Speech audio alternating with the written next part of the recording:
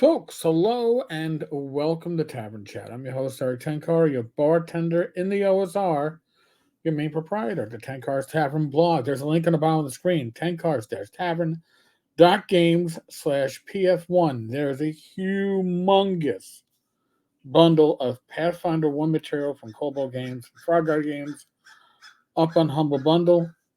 I am not a Pathfinder player. I never will claim to be.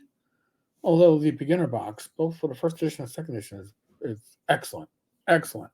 However, I own a lot of Pathfinder material because sometimes, hey, when Frog God was selling Pathfinder material by the pound, there were some huge bargains to be found. There's some huge bargains to be found here. And I can take material, I don't know, like the Lost City of Baracus, Rapid Ethic. I can convert this stuff to OSR on the fly from Pathfinder. I couldn't convert it the other way to Pathfinder, even if I was probably a good Pathfinder GM. To remove crunch, that's always the easy part, right? Adding crunch is the hard part. There's I believe the Blight's even in that collection. So, so that's the link that will take you there. That's how you support the channel. We don't, aside from the YouTube ads, I know about that. It is what it is. But we don't do sponsorships. We don't do paid advertising. So our affiliate links are what gets us by. So if you go to tankars-tavern.games/PF1, take a peek. $25 gets you 60 plus releases. There's a lot of top-notch stuff there. So a lot of, what do they call them? Recent classics? They're recent classics. They're Silver Age classics. So we're going to go back to the golden age of RPGs here. And I'm doing this in two parts because if I do it in a single part, I hate to say it, we will never end. I like to keep these videos somewhere around 10 minutes or less. We won't get anywhere close if I do this full thing in one, so we're doing it in two. The Ecology of Monster Creation. Dave's work here is brilliant. And again, this is from the Arduin trilogy. It is a brilliant piece of work if you want to see where a lot of thoughts for current gaming come from, and just that Dave was ahead of his time. The simplest thing in the world is the creation of another monster to populate a role-playing world. What is difficult about the process is not the physical act of creation, but the rendering of a creature that meets several prerequisites of playability. And these are as follows. A, will the creature be consistent with the ecology of the area or world where it will be living? You throw something new into the mix, think about it. Is it going to destroy the environment? Is it going to be an impact on civilization? You got to figure out the impact before you throw it in. Is it consistent with the world ecology? Is there a plausible reason for it being there anyway? And can it survive in an ecology it is not normally native to? This harkens back to the idea of dungeon design, right? It was fine when you were making your first dungeon and you were 12, 13, younger, and you had orcs in one room, skeletons in the next, a young dragon in the third, and a 10 by 10 room, or giant rats down the hall in another room, and you never worried about how are they getting food, are they competing, all this. We didn't worry about that stuff. Well, when you're designing a world, it's something you really have to consider. If it's a singular creature, is it of sufficient longevity? Longevity. Oh my God. To exist in the game world for long periods of time, centuries or more.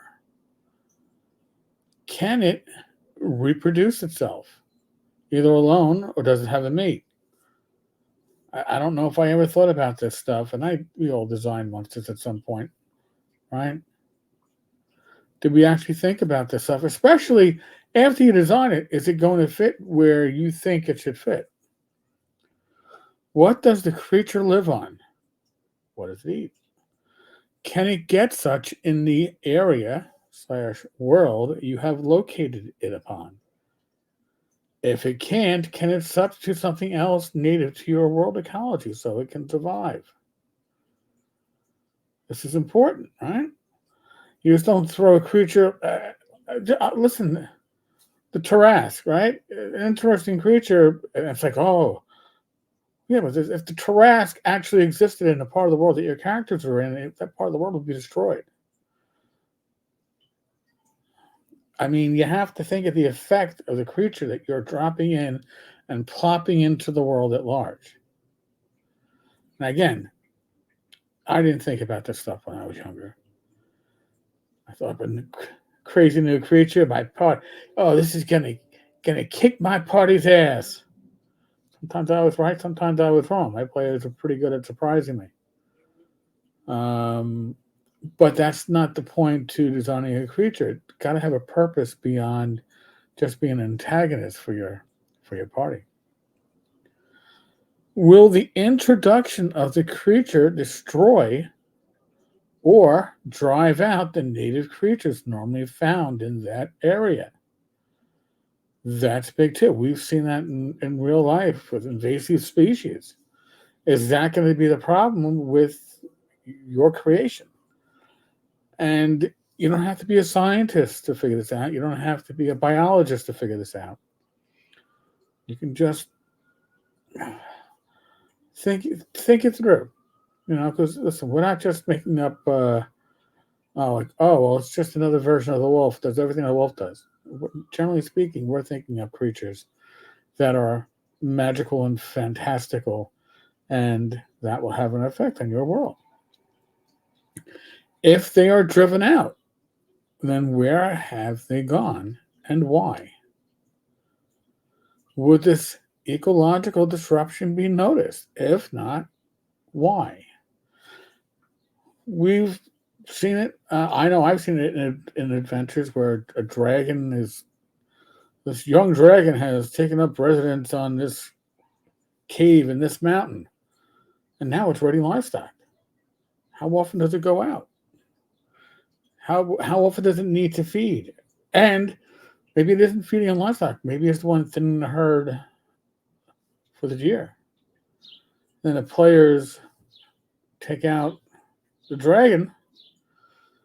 In the next year or two, is there an overpopulation of deer? I don't know.